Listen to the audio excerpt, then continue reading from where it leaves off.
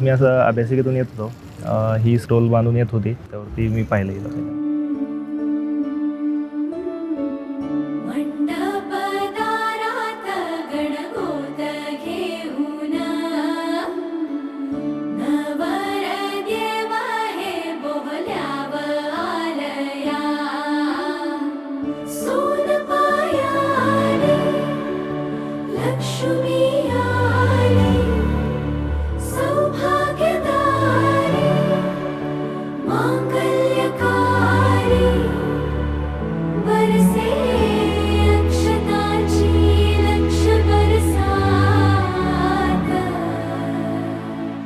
पण एक मनात होतं की आपल्याला भविष्यात आपल्याला ही आपली पत्नी झाली पाहिजे.